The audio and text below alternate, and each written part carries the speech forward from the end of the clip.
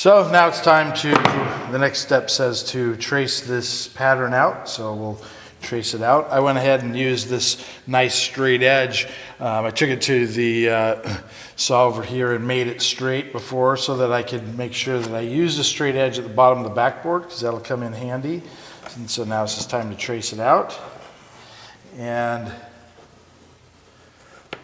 when we trace this out, one of the things we're going to need to do next, our next step, now that I have it traced out, is I need to find the center point of this and so that I can drill the hole. So I'm going to show you how to do that next.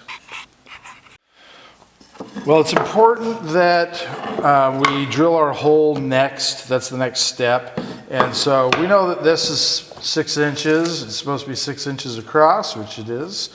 And so we're going to, half of 6 is we're going to go ahead and make a mark at 3 inches to make the center.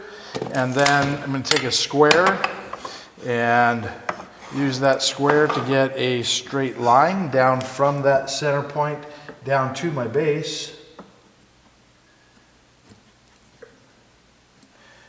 And then I'm going to transfer that line that I just drew down to the middle point here.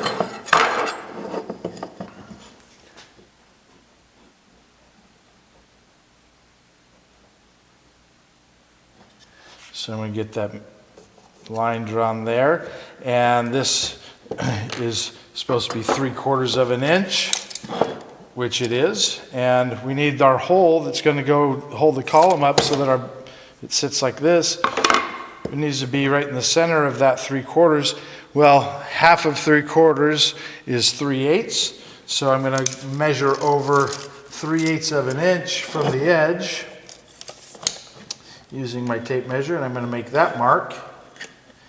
And this one's a little bit trickier. My tape measure's all over the place. But I'm going to make a mark at 3/8.